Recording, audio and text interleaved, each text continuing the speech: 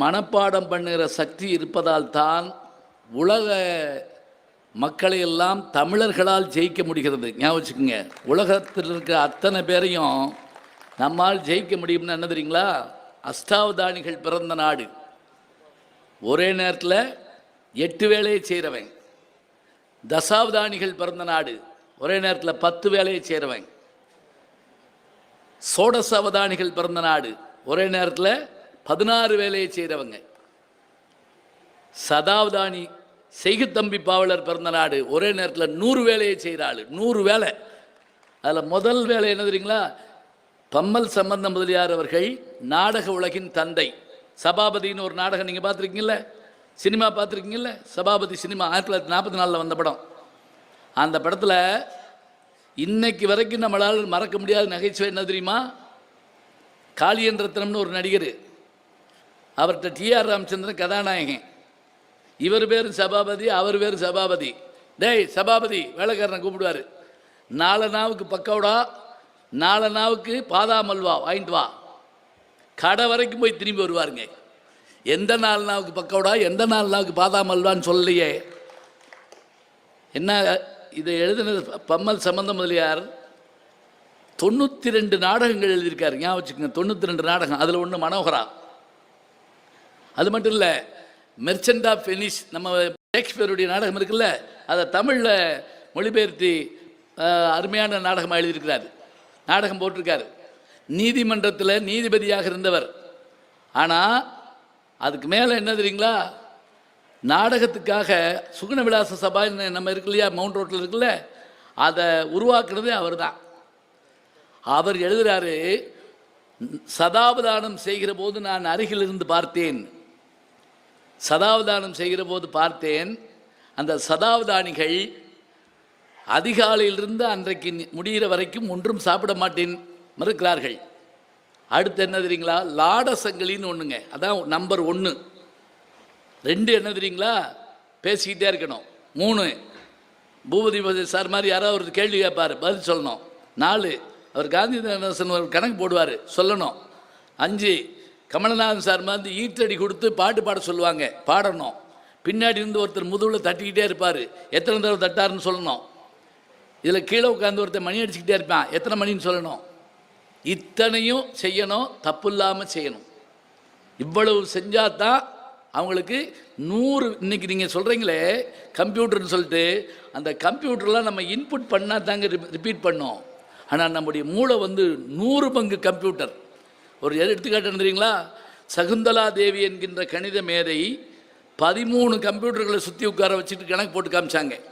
ஒரு கணக்கை எத்தனையோ டிஜிட்டலில் அந்த கணக்கை அது என்ன பண்ணு சரிங்களா? கம்ப்யூட்டர் போடுறதுக்கு எடுத்துக்கிட்ட நேரத்தை காட்டிலும் 3 செகண்ட் 4 செகண்ட் முன்னாடி போட்டு காமிச்சாங்க இந்த அம்மா. அப்போ எந்திரங்களை ஜெயிச்சு காட்ட முடியும்னா எவ்வளோ பெரிய ஆச்சரியம். இந்த அப்பப்போ கைதட்டின 7 பேருக்கு நன்றி.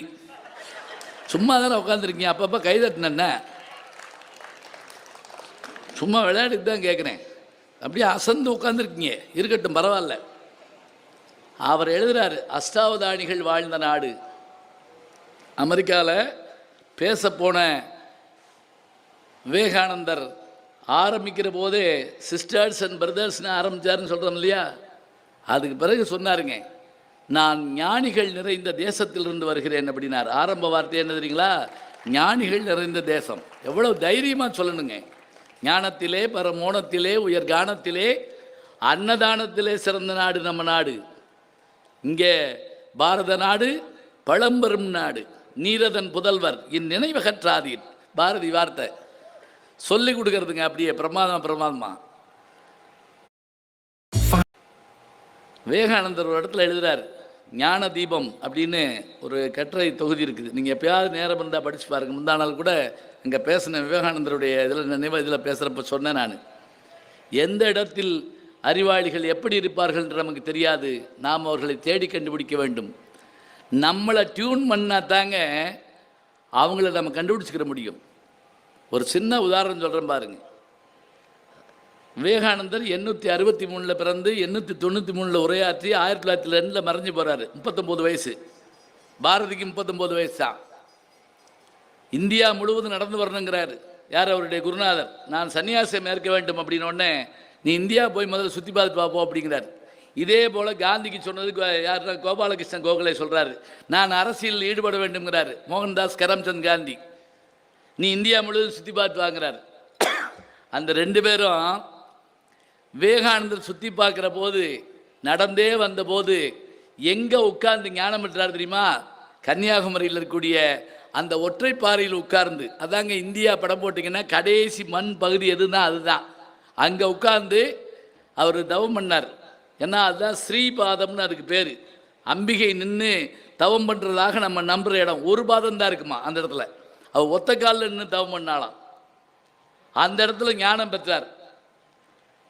காந்தியடிகள் இந்தியா முழுக்க வந்தபோது மதுரைக்கு வந்துதான் உழவர்களுடைய ஆடை ஈராடையாக இருக்கிறது, அதனால் நான் என்ன செய்வேன், இனிமேல் கோட்டு சூட்லாம் போட மாட்டேன் என்று சொல்லி தன்னுடைய ஆடையை மாற்றிக்கொண்டு அந்த ஈரங்கியோடு எங்கே போனார் தெரியுமா? வட்டமேஜமா நாட்டுக்கு போயிட்டு வர்றார். அப்போ காந்தியை மாற்றி காட்டினது தமிழ்நாடு தான். விவேகானந்தருக்கு ஞானம் வந்ததோடு மட்டுமில்லாமல் அவர் தவத்தால் சிறந்ததும் அவர் அமெரிக்காவுக்கு அனுப்பி வச்சது யார் தெரியுங்களா? அவர்களுக்கெல்லாம் தெரியும். ராமநாதபுரத்தினுடைய அரசராகிய பாஸ்கர சேதுபதி அவர்கள் அவர் அனுப்புகிறார். விவேகானந்தர் ஞான தீபத்தில் எழுதுறாருங்க, இங்கே இருக்கோம். நான் சொல்லிக்கிட்டு வர்றப்பே அந்த புஸ்தக பேரெல்லாம் கையில் ஞாபகம் வச்சுக்கோங்க. சும்மா போகிறப்போ ஏதாவது வாங்கிட்டு போகணும்ல. ஏன்னா ஒரு காய்கறி கடைக்கு போனால் கூட ஒரு கருவேப்பிலை கொத்தமல்லி வாங்கிட்டு போகிறோம்ல. புத்தக கடைக்கு போயிட்டு என்ன வாங்கிட்டு வந்தீங்கன்னா போண்டா வாங்கிட்டு வந்தேன்னு சொல்லலாமா? ஒரு புத்தகம் ஒரு சின்னது ஒரு 2 ரூபாய்க்கு இருக்கும், 5 ரூபாய்க்கு இருக்கும், 10 ரூபாய்க்கு இருக்கும். அதில் என்ன எழுதுறாருன்னா, நடந்து வந்துட்டு இருந்த போது கல்கத்தாவிலிருந்து ஒரு 300 கிலோமீட்டருக்கு அப்பால் தன்னுடைய நண்பர் வீட்டில் தங்கியிருக்காருங்க. திடீர்னு அன்றைக்கி நைட்டு மனசு சங்கடமாக இருக்கான். சில நேரங்கள் நமக்கு அப்படி இருக்குன்னு தெரியுமா? மனசு சங்கடமாக இருக்குது. என்னன்னு கேட்டால், எங்கள் அம்மாவுக்கு உடம்பு முடியாத மாதிரி எனக்கு தோணுதுங்கிறார். தானாடாவிட்டாலும் தன் தசையாடும்னு பேர்.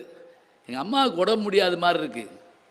இப்போ என்ன செய்யலாம்? இன்றைக்கி இருந்தால் உடனே மெசேஜ் பார்க்கலாம், இல்லாட்டி ஸ்கைப்பில் நம்ம பேச சொல்லிடலாம். நல்லா இருக்கேன் அங்கே இரு அப்படின்னு சொல்லிட்டு சொல்லலாம். இப்போ என்ன பண்ணுறது? தந்தி கொடுத்தாலும் போய் சேர 3 நாள் ஆகும். அப்போ இரவு முழுக்க தூங்காமல் வருத்தத்தில் இருக்கிற விவேகானந்தர் நண்பர் என்ன பண்ணாராம், சரி வா என் கூட நம்ம போய் ஒரு இடத்துக்கு கூப்பிட்டு போய் அந்த இரவில் ஒரு சுடுகாட்டு கூப்பிட்டு போகிறாருங்க. அந்த சுடுகாட்டில் ஒரு இது ஒன்று உடல் வெந்துக்கிட்டு இருக்கு. பக்கத்தில் ஒரு ஆதிவாசி ஒருத்தர் உட்கார்ந்துருக்கார். ட்ரைபல் தலை முடியெல்லாம் அப்படி விரிஞ்சு கிடக்குது. அந்த வெளிச்சத்தில் அவர் உட்கார்ந்துருக்கார். இவர் போன நண்பர் என்ன பண்ணாரா, அவருடைய மொழியில் பேசிட்டு, இவர் என் நண்பர் மனத்துயரத்தில் இருக்கிறார், என்னன்னு கேளுங்க. அந்த ஆள் அந்த இதிலேருந்து ஒரு விறகை பிடுங்கினானாங்க. பிடுங்கி தரையில் இப்படியே என்னமோ கோடு போட்டானா. போட்டுட்டு அவருடைய நண்பர்கிட்ட சொன்னானா, இவர் யார் தெரியுமா? இவரால் இந்தியாவுக்கு புகழ் வரப்போகிறது, கடல் தாண்டி போய் வரப்போகிறான் இந்த மனிதன். இதை மொழிபெயர்த்து சொன்னாராம். வேண்ட இதையா நாங்கள் கேட்க வந்தோம். இப்போ நம்ம ஜோதிடம் கேட்குறப்ப நீங்கள் யோசிச்சு பாருங்க, நீ பிரதம மந்திரியாகி வருவாய், சிரிச்சிருவான். ஏய் ஜாரு ரொம்ப கூட தர்றேன், இதெல்லாம் சொல்லாத, சிரிப்பு தாங்க முடியல என்னால். அதே ஆள் 3 நாள் உனக்கு கண்டம் இருக்குது, வெளியே போகாதானே படுத்துருப்போம் வீட்டுக்குள்ளேயே. பாருங்கள், நெகட்டிவான விஷயத்தை நம்புவோம், பாசிட்டிவான விஷயத்தை சிரிப்போம். அதெல்லாம் இருக்கட்டும். எங்கள் அம்மா அப்படின்னாராம். அந்த ஆதிவாசி திரும்ப சொல்கிறாருங்க, நீ வெளிநாட்டுக்கு போவான்னு நான் ஏன் சொன்னேன் தெரியுமா? நீ திரும்பி வருகிற போதும் உன் தாய் இருப்பாள், அது வரைக்கும் நீ கவலைப்படாத. இதில் என்ன ஆச்சரியம் தெரியுங்களா?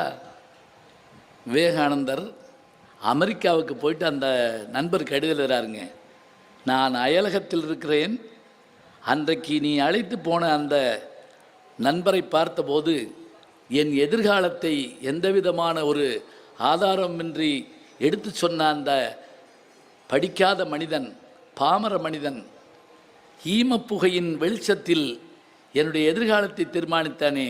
இந்தியா ஞானிகள் மிகுந்த தேசம், எங்கே யார் இருப்பான்னு தெரியாது.